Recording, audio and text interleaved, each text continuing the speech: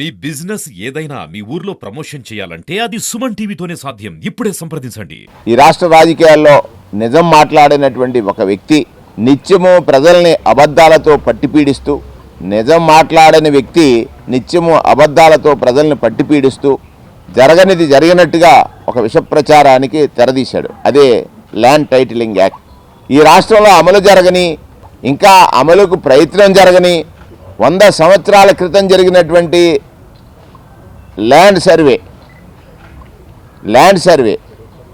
భూములు లిటికేషన్ నుండి బయట వేయడానికి సర్వే చేస్తుంటే ఇంకా సుమారుగా సర్వే పూర్తయింది 12-13%. ఇంకా 4,000 గ్రామాలే పూర్తయ్యాయి. ఇంకా 13,000 గ్రామాలు పూర్తి కావాలి. సర్వే 4,000 గ్రామాలే పూర్తయ్యాయి. ఇంకా 13,000 గ్రామాలు పూర్తి అవ్వాలి. ఇదేదో జరిగిపోతుంది, మీ భూముల్ని జగన్మోహన్ రెడ్డి గారు లాక్కుంటున్నారని. ఇది ప్రజాస్వామ్యం అనుకుంటున్నాడా, లేకపోతే ఏదైనా ఆఫ్రికన్ కంట్రీ అనుకుంటున్నాడా? అంటే ప్రజల్ని ఎంత భయపెడుతున్నాడో దీన్ని బట్టి అర్థమవుతుంది. దీనికి కారణం ఏంటంటే తాను ఈ ప్రభుత్వం మీద ఏ ఆరోపణ చేయలేడు.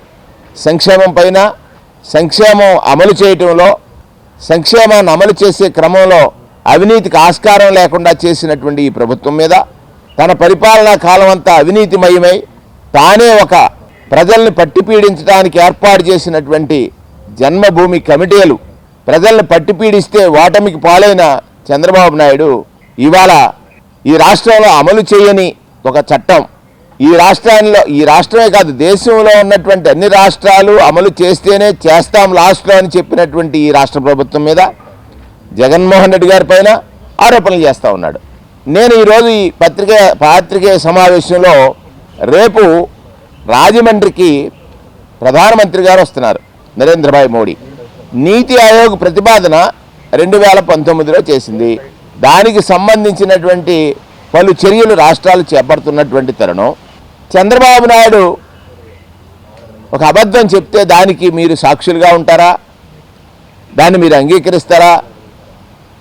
తను చేస్తున్నటువంటి ప్రచారం ఏదైతే ఉందో అది పచ్చి అబద్ధం. ఈ అబద్ధాన్ని రోజు ప్రచారం చేసి ప్రజలకి ఒక భయాన్ని క్రియేట్ చేయాలనేటువంటి తన తపన నరేంద్ర మోడీ గారు ఈ రాష్ట్రానికి వచ్చిన సందర్భంలో 3 పార్టీలు, తెలుగుదేశం, జనసేన, భారతీయ జనతా పార్టీ, ప్రజల దృష్టిలో ఇది ఒకటే పార్టీ. చంద్రబాబు నాయుడు ఆడుతున్న కుటిల రాజకీయాల్లో తాను సృష్టించినటువంటి పాత్రల్ని పలు పార్టీల్లోకి పంపించి తాను ఓ పాత్ర సృష్టిస్తాడు, ఆ పాత్రనేమో వేరే పార్టీలోకి పంపిస్తాడు. ఈ చిలక అక్కడికి వెళ్ళి ఈ పలికే పలుకుద్ది.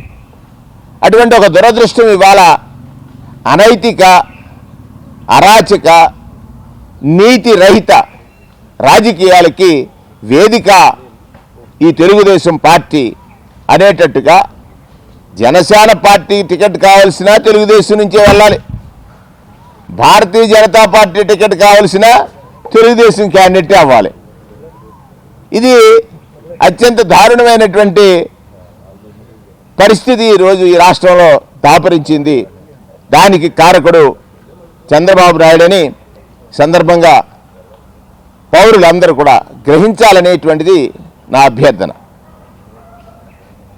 ప్రజాస్వామ్యం ప్రజలిచ్చినటువంటి అధికారం ప్రజల కోసమే అని, ప్రజా అవసరాలు తీర్చడమే ప్రభుత్వాల ప్రధాన లక్ష్యాలని, ఆ ప్రజా అవసరాలు ప్రజలకి ఏ సందర్భాల్లో వారి జీవన ప్రమాణాలకి భయం కలుగుతుందో ఆ భయాన్ని నుంచి వారిని రక్షించాలని ఆలోచించి పరిపాలిస్తున్నటువంటి జగన్మోహన్ రెడ్డి గారు ఈ దేశంలో 76 ఏళ్ల తర్వాత పేదవాడు భద్రతతో 3 పూట్ల అన్నం తిని బ్రతుకుతున్నాడంటే కారణం ఇంతకాలం ప్రభుత్వాలు చేసినటువంటి పేదరిక నిర్మూలన లేదా పేదవాడికి సహాయం పూర్తిగా అందలేదు. పాత్రలుగా సృష్టించి ల్యాండ్ టైటిలింగ్ యాక్ట్లో లేని వ్యక్తుల్ని పాత్రలుగా సృష్టించి కథనాలు అల్లుతున్నారు. ఆ వ్యక్తులు ఎక్కడున్నారో ఎవరికి తెలియదు. కల్పిత పాత్రలతో ప్రజల్ని భయపెట్టాలని కల్పిత పాత్రల్ని సృష్టించి చూపించి ప్రజల్ని భయపెట్టాలనేటువంటి ఒక ప్రయత్నం చేస్తున్నారు. అసలు రిజిస్ట్రేషన్లే లేనప్పుడు ఇక వ్యక్తులు ఎక్కడొస్తారో ఆలోచించాల్సినటువంటి అవసరం ఉంది.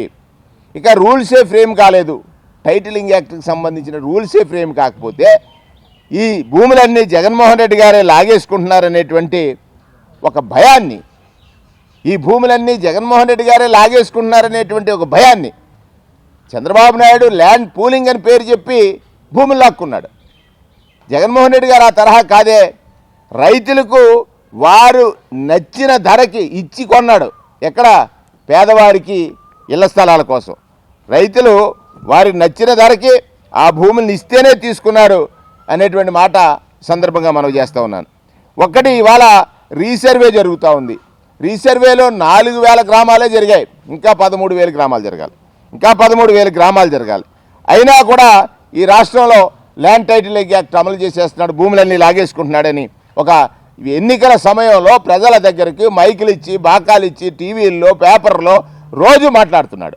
నేనంటాను, నీకు నిజం మాట్లాడటం రాదు, నిజం మాట్లాడితే నువ్వు బ్రతకవేమనేటువంటి భయమేమో నాకు తెలియదు. కానీ ఇవాళ ముఖ్యమంత్రి గారు చేసినటువంటి ఈ ప్రతి ప్రకటన మీద ఒకసారి ప్రజలు ఆలోచించాలని ఈ సందర్భంగా నేను మనవి చేస్తున్నాను. చంద్రబాబు నాయుడు చెప్తున్నటువంటిది పచ్చి అబద్ధం, పచ్చి అబద్ధం. అంటే చంద్రబాబు నాయుడు బినామీలు బయటపడతాయని ఇంత భయపడుతున్నాడు. చంద్రబాబు నాయుడు దాచిన బినామీలు ఈ ల్యాండ్ టైటిలింగ్ యాక్ట్ వస్తే బయటపడతాయని భయపడుతున్నాడు.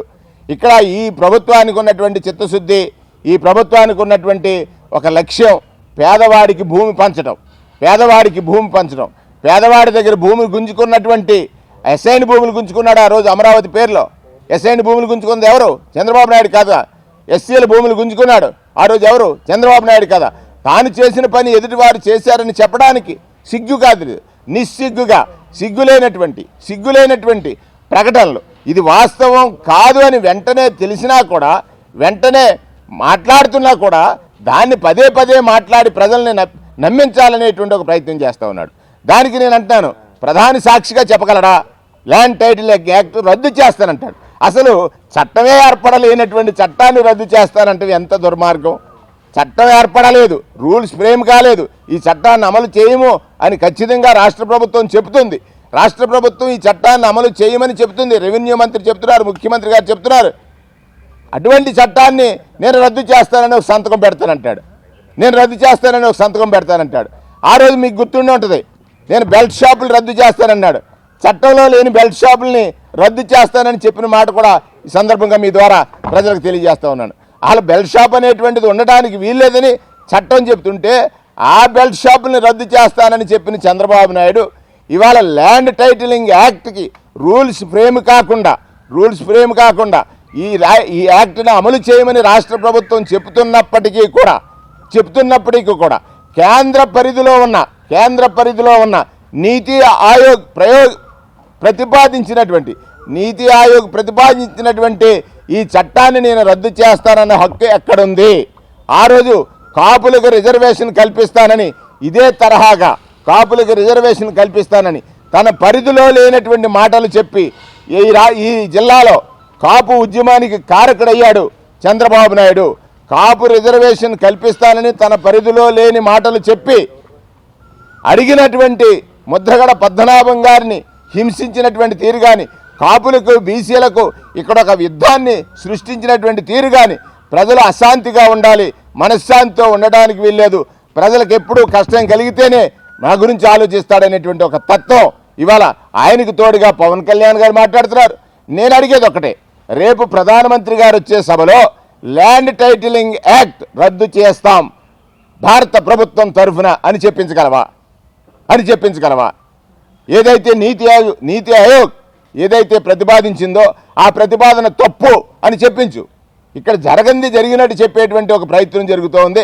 ఒకటి, ఈ రాష్ట్ర ప్రజల్ని మరొకసారి మోసగించడానికి తన అబద్ధాల పుట్టను తీసి రోజు మాట్లాడుతున్నటువంటి పరిస్థితులు చూసాం. ఇంకొక విషయం నేను మీకు చెప్పాలి, ల్యాండ్ టైటిలింగ్ యాక్ట్ కాకుండా ఇవాళ వాలంటీర్ వ్యవస్థ గురించి మాట్లాడుతున్నాడు. వాలంటీర్స్ గురించి మాట్లాడే నైతిక హక్కు చంద్రబాబుకు ఉందా? వాలంటీర్ వ్యవస్థను తీసుకొచ్చినప్పుడు ఏమన్నాడు? వాళ్ళు భర్తలు లేని టైంలో ఇంటికి వెళ్తారన్నాడు. అసలు వాలంటీర్ వ్యవస్థ ఎందుకన్నాడు. ఈ సెక్రటరీ వ్యవస్థను ఎత్తేస్తానన్నటువంటి వాళ్ళ శాసనసభ్యులు అంటున్నారు. సెక్రటేరియట్ వ్యవస్థ చట్టబద్ధత లేదంటున్నారు. వాలంటీర్ వ్యవస్థ అయ్యో మళ్ళీ నేను 10,000 ఇస్తానంటున్నాడు. దేన్ని నమ్మాలి మనం? నీ మాటల్లో స్పష్టత ఎక్కడుంది? 10,000 రూపాయలు నువ్వు ఇస్తానని చెప్పడంలో వాలంటీర్స్కి ఇవాళ వాలంటీర్ లేక పెన్షన్ అందక ముసలి వాళ్ళు పెడుతున్న శాపాలు, ముసలివారు కానీ వృద్ధులు కానీ వికలాంగులు కానీ పెడుతున్న శాపాలు నీకు ఖచ్చితంగా తగులుతాయి. కారణం ఒక వ్యవస్థను సృష్టించడం నీ వల్ల కాదు. నువ్వు జన్మభూమి కమిటీలు పెట్టావు. ఆ జన్మభూమి కమిటీలు ప్రజల్ని హింసించి పట్టి పీడించే రాక్షస కమిటీలుగా తయారయ్యాయి. కానీ ఇవాళ ప్రజల మనిషిగా ప్రజా శ్రేయస్సు కోసం వాలంటీర్ వ్యవస్థ తీసుకొచ్చి పాలనంటే సేవని, సేవతో ప్రజల్ని మెప్పించాలనేటువంటి లక్ష్యంతో వాలంటీర్ వ్యవస్థను తీసుకొచ్చి జగన్మోహన్ రెడ్డి గారు చేస్తున్న దానికి ఇవాళ ఈసీకి ఎవరు రిప్రజెంట్ చేశారు? ఎవరు చెప్పారు? ఎలక్షన్ కమిషన్కి వాలంటీర్స్ పెన్షన్ పంచకూడదని పిటిషన్ పెట్టింది ఎవరు? రమేష్ కదా, నిమ్మగడ్డ రమేష్, పివి రమేష్. ఆయన చేసినటువంటి ప్రకటనలో ఆయన ఏం చెప్పాడు? బ్యాంక్ ఖాతాల్లో వేయమన్నాడు. బ్యాంక్ ఖాతాల్లో ఈసీ డైరెక్షన్ తోటి బ్యాంక్ ఖాతాల్లో డబ్బు వేస్తే బ్యాంకుల దగ్గర బారులు తీరి అక్కడ కూడా మరణాలు కలుగుతుంటే, అంటే సర్వీస్ చేయడం అనేటువంటిది మీకు తెలియదు. సర్వీస్ గురించి మీరు ఆలోచించలేరు. సర్వీస్ గురించి ఆలోచించినటువంటి మీరు ఇవాళ వాలంటీర్ వ్యవస్థ మళ్ళీ మాకు ఈసీ వాళ్ళకు ఒత్తాసు పలుకుతుందని జవహర్ రెడ్డి గారి మీద కామెంట్స్ చేస్తూ ప్రభుత్వం తీసుకున్న నిర్ణయాల్ని మాట్లాడుతున్నాడు. ఇవాళ వాలంటీర్ వ్యవస్థ వచ్చినప్పటి నుండి ఇప్పటి వరకు వాలంటీర్ వ్యవస్థ పైన అనేక ఆరోపణలు చేసిన చంద్రబాబు నాయుడు అదే వాలంటీర్ వ్యవస్థ కొనసాగిస్తానంటాడు. ఇవాళ ఈ రాష్ట్రం శ్రీలంక అయిపోద్ది సంక్షేమం పంచితే అన్నావు. మరి ఇంకా నేను పెంచి పంచుతానంటున్నావు, ఎక్కడి నుంచి పంచుతావు? ఇంకా పెంచి పంచుతానంటున్నావు, ఎక్కడి నుంచి పంచుతావు? ఇవాళ నువ్వు చేస్తే ఎక్కడైనా అభూత కల్పన, లేకపోతే 14 ఏళ్ళు నువ్వు ముఖ్యమంత్రిగా చేసిన సమయంలో మాడిగల్లో భూమి మాడిగలు ఉంటాయి కదా, అందులో దాచిన డబ్బు తీస్తావా? చెప్పాల్సినటువంటి అవసరం ఉంది. పోని నీవేమైనా సంపద సృష్టిస్తానంటే నమ్మడానికి జనం ఎర్రోళ్ళ? నువ్వు పరిపాలించిన ప్రతి సంవత్సరం కూడా నువ్వు ముఖ్యమంత్రిగా ఉన్నప్పుడు ప్రతి సంవత్సరము రెవెన్యూ లోటుతోటే ప్రభుత్వం నడిచింది. రెవెన్యూ లోటుతో ప్రభుత్వాన్ని నడిపిన మీరు సంపద ఎలా సృష్టిస్తారు? అసలు పేదవాడికి సహాయం చేయాలన్న ఆలోచన లేరు మీరు. పేదరికంలో ఉన్నవాడు కష్టాల్లో ఉంటేనే నేను చెప్పే అబద్ధాలు వింటాడని ఆలోచన కలిగిన మీరు ఇవాళ కేవలం నలుగురిని కలుపుకొని ఒక పవన్ కళ్యాణ్ని కలుపుకున్నారు. దేనికి? ఆయన ఓట్లు నీకు కావాలి, ఆయనకేమీ స్వేచ్ఛ నీకు ఇవ్వవు, ఆయన ఓడిపోతే ఆనందపడే మొట్టమొదటి వ్యక్తి నువ్వే. అటువంటి పరిస్థితులు ఉన్నాయి. ఇవాళ ప్రధానమంత్రి గారు చెప్తున్నారు, భారతీయ జనతా పార్టీ వాళ్ళు ఏమాత్రం సిగ్గున్నా, ఏమాత్రం ఆలోచన ఉన్నా, ప్రజల చూస్తున్నారనేటువంటి భావన ఉన్న భారతీయ జనతా పార్టీ మీరు ప్రకటించిన మేనిఫెస్టోని ముట్టుకోవడానికి ఇష్టపడలేదు. ముట్టుకోవడానికి ఇష్టపడలేదు. 2 ఫోటోలు పెట్టారు.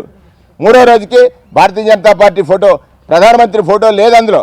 అక్కడే అర్థమైంది కదా ఈ మేనిఫెస్టో అమలు జరగదని.